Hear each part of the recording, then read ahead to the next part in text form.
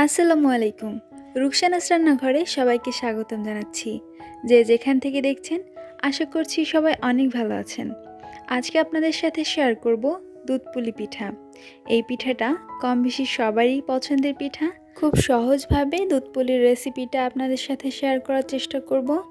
আশা করছি সবার কাছেই খুব ভালো লাগবে। যদি আমার আজকের রেসিপিটা আপনাদের কাছে ভালো লাগে তাহলে আমার চ্যানেলটি সাবস্ক্রাইব করে আমার পাশে থাকার অনুরোধ রইল। তো চলুন কথা না বাড়িয়ে দেখে নেই কিভাবে এই মজাদার দুধ পুলির রেসিপিটা তৈরি করব।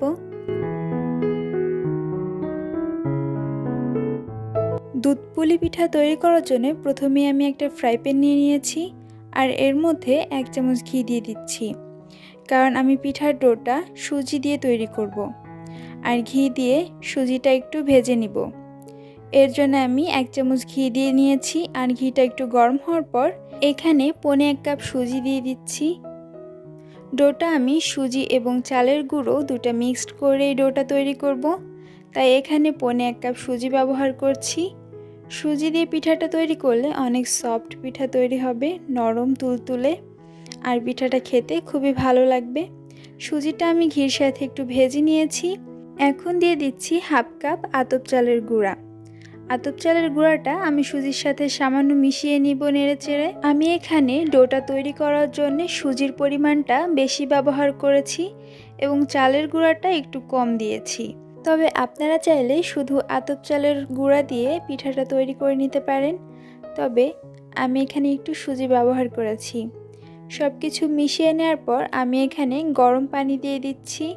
এখানে অবশ্যই গরম পানিই দিতে হবে। গরম পানি দিয়ে আমি এটা নেড়েচেড়ে সেদ্ধ করে নিব ভালো মতো। এখন এর মধ্যে পরিমাণ মতো লবণ দিয়ে দিচ্ছি এবং ডোয়ের মধ্যে একটু চিনি ব্যবহার করছি। এতে করে ডোটা একটু মিষ্টি মিষ্টি হবে, তাহলে পিঠাটা খেতেও ভালো লাগবে। তবে এটা অপশনাল, আপনারা চাইলে বাদ দিতে পারেন। ভালোভাবে নেড়েচেড়ে পানিটা শুকিয়ে নেব এবং ডোটা খুব ভালোভাবে সেদ্ধ করে নিব।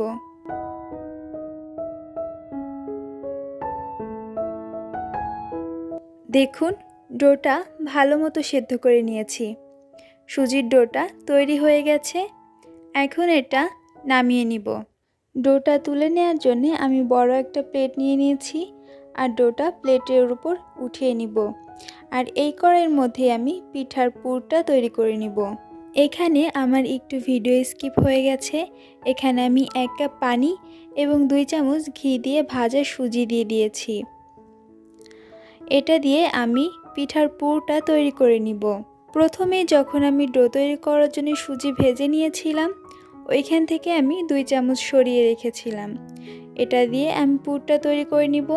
আর এখানে আমি সামান্য চালের গুঁড়িও ব্যবহার করছি। এতে করে পুরটা একটু ঘন হবে, তাহলে পিঠার মধ্যে দিতে সুবিধা হবে। এখন দিয়ে দিচ্ছি গুঁড়া দুধ। গুঁড়া দুধটা দেওয়ার ফলে পুরের টেস্টটা অনেক বেশি ভালো আসবে। যেহেতু আমি লিকুইড কোনো দুধ ব্যবহার করছি না পুরের মধ্যে, তাই আমি গুঁড়া দুধের পরিমাণটা একটু বেশি করে দিচ্ছি। অবশ্যই এখানে গুঁড়া দুধের পরিমাণটা একটু বেশি করে দেওয়ার চেষ্টা করবেন, তাহলে দেখবেন পুরের টেস্টটা অনেক বেশি ভালো আসবে। এখন দিয়ে দিচ্ছি খেজুরের গুড়। তবে আপনারা চাইলে এখানে চিনি ব্যবহার করতে পারেন, কিন্তু আমি খেজুরের গুড়টাই ব্যবহার করছি। শীতের পিঠার মধ্যে একটু খেজুরের গুড় থাকলেই পিঠাটা খেতে বেশি ভালো লাগে।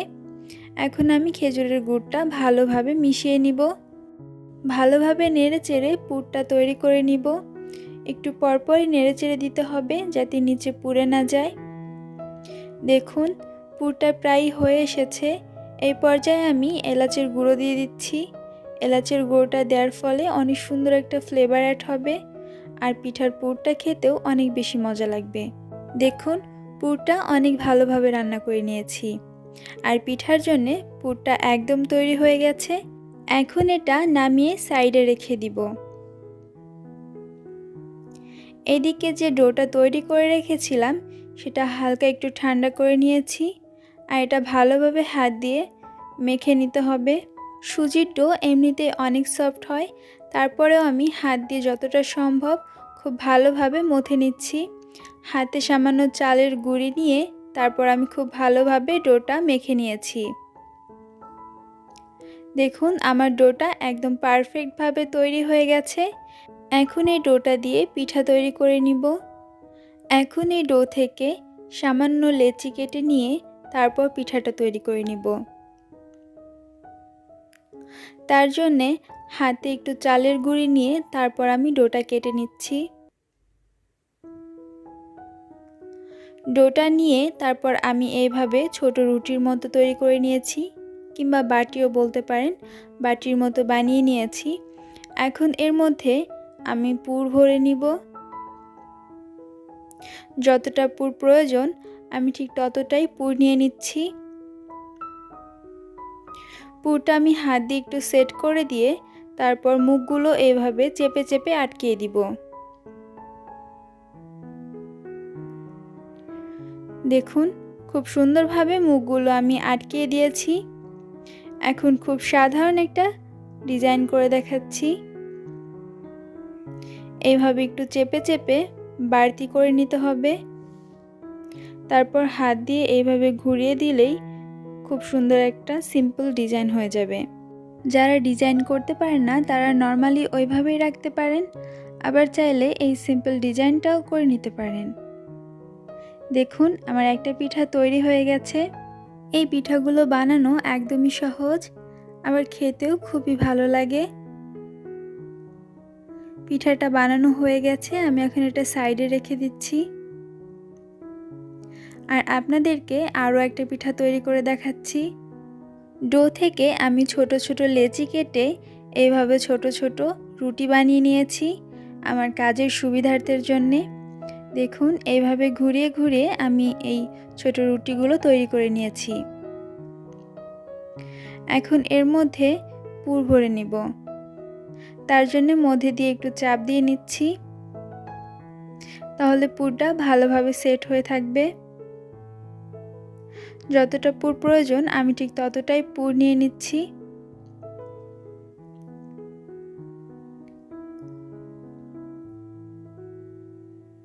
হাত দিয়ে সামান্য সেট করে দিচ্ছি। এখন হাত দিয়ে চেপে চেপে মুখটা আটকিয়ে দিব। আপনারা চাইলে শুধু এইভাবে পিঠাটা রাখতে পারেন, তবে আমি পিঠায় একটু ডিজাইন করে নিব, তাহলে দেখতে একটু ভালো লাগবে। তার জন্য হাত দিয়ে চেপে চেপে আমি সাইড দিয়ে একটু বাড়তি জায়গা করে নিচ্ছি, যাতে আমি ডিজাইনটা তৈরি করে নিতে পারি। দেখুন পিঠার ডিজাইনটা কিন্তু একদমই সহজ, দেখলেই কিন্তু বুঝতে পারবেন যে কিভাবে ডিজাইনটা করে নিচ্ছি। দেখলে আপনারাও এই ডিজাইনটা করে নিতে পারবেন। হাত দিয়ে চেপে চেপে উপর দিক দিয়ে দিচ্ছি। আর আমার এই পিঠাটাও বানানো হয়ে গেছে।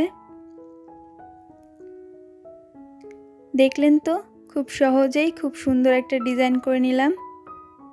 আপনারাও বাসায় ট্রাই করলে আশা করি পারবেন। এই পিঠাটাও আমি সাইডে রেখে দিচ্ছি। আর দেখুন একইভাবে আমি অনেকগুলো পিঠা তৈরি করে নিয়েছি। পিঠাগুলো দেখতে খুবই সুন্দর লাগছে। আপনাদের কাছে কেমন লাগছে অবশ্যই কমেন্ট করে জানাবেন যে পিঠাগুলো বানানো কেমন হয়েছে। আমি এইভাবে বানিয়ে নিয়েছি, আর একটা এইভাবে গোল করে বানিয়ে নিয়েছি। আপনারা চাইলে এইভাবেও দুধ পুলি পিঠা বানিয়ে নিতে পারেন। এই ডিজাইনটাও দেখতে খুবই সুন্দর লাগছে। আমি একটা গোল পিঠা বানিয়েছি আর সবগুলোই এইভাবে বানিয়ে নিয়েছি। যেহেতু এটা দুধ পুলি পিঠা, তাই এখন দুধের শিরাটা তৈরি করে নিতে হবে। এর জন্য কড়াইয়ের মধ্যে আমি 1 লিটার গরুর দুধ জাল করে নিয়েছি। এখন এর মধ্যে দিয়ে দিব 4টে এলাচ, একটা তেজপাতা আমি একটু ছিঁড়ে দিয়েছি, আর 4 টুকরো দারচিনি। এখন এর মধ্যে সামান্য লবণ দিয়ে দিচ্ছি। অনেকেই দুধের মধ্যে লবণ দেয় না, তারা চাইলে বাদ দিতে পারেন, তবে লবণটা দিলে দুধের টেস্টটা আরও বেশি ভালো আসে। এখন দিয়ে দিচ্ছি গুঁড়া দুধ। এখানে হাফ কাপ গুঁড়া দুধ আছে। গুঁড়া দুধটা দিলে দুধের ঘনত্বটা গাঢ় হবে এবং দুধের শিরাটা খেতেও ভালো লাগবে, তাই আমি এখানে হাফ কাপ গুঁড়া দুধ দিয়ে দিয়েছি। এখন এর মধ্যে দিয়ে দিচ্ছি স্বাদ অনুযায়ী চিনি। চিনির পরিমাণটা আপনাদের পছন্দ মতো অ্যাড করে নেবেন। তবে আপনারা চাইলে এখানে খেজুরের গুঁড়ও ব্যবহার করতে পারেন, কিন্তু আমি পুরের মধ্যে খেজুরের গুড় ব্যবহার করেছি বলে এখানে চিনিটাই ব্যবহার করলাম। এবং চিনির পরিমাণটাও আমি কম করে দিয়েছি, কারণ সব কিছুর মধ্যেই আমি গুড় এবং চিনিটা ব্যবহার করেছি। দুধটা ভালো মতো জাল করে নিয়ে হালকা বলক তুলে নিয়েছি। এখন এর মধ্যে একে একে পিঠাগুলো দিয়ে দিব। একবারে সবগুলো ঢেলে দিব না, একটা একটা করে আস্তে আস্তে পিঠাগুলো দুধের শিরার মধ্যে দিয়ে দিচ্ছি। সবগুলো একবারে ঢেলে দিলে নিচে দলা পাকিয়ে যাবে এবং নিচে পুড়ে যেতে পারে, তাই সাবধানে এক এক করে পিঠাগুলো দুধের শিরার মধ্যে দিয়ে দিতে হবে। এরপর আমি হালকা হাতে একটু নেড়ে চেড়ে দিচ্ছি, বেশি নাড়াচাড়া করব না। এই পর্যায়ে পিঠাগুলো অনেক বেশি নরম, তাই হালকা হাতে একটু নেড়ে চেড়ে দিয়েছি যাতে নিচে ধরে না যায়। এখন পিঠাগুলো প্রায় 10-15 মিনিটের মতো রান্না করে নিব, যাতে ভালো মতো পিঠাগুলো সেদ্ধ হয়ে যায়। পিঠাগুলো প্রায় 15 মিনিটের মতো রান্না করে নিয়েছি। আর দেখুন দুধের শিরাটা অনেকটাই টেনে ঘন হয়ে গেছে, আর পিঠাগুলো খুব সুন্দরভাবে সেদ্ধ হয়ে গেছে। আর দেখুন একটা পিঠাও কিন্তু ভাঙেনি, আর ডিজাইনগুলো খুব স্পষ্টভাবেই বোঝা যাচ্ছে। পিঠাগুলো এখন নামিয়ে নিব। এর থেকে বেশি জাল করলে একদমই বেশি ঘন হয়ে যাবে, কারণ নামানোর পর এমনিতেই অনেকটা ঘন হয়ে যাবে। দেখুন মজাদার দুধ পুলি পিঠাটা তৈরি হয়ে গেছে। দেখেই কার কার খেতে ইচ্ছা করছে আমাকে কমেন্ট করে জানাবেন।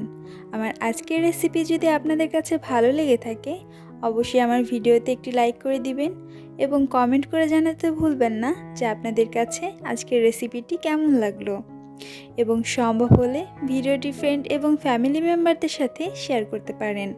আর এমন মজার মজার রেসিপিগুলো পাওয়ার জন্যে বেল বাটনটি অবশ্যই প্রেস করে রাখবেন।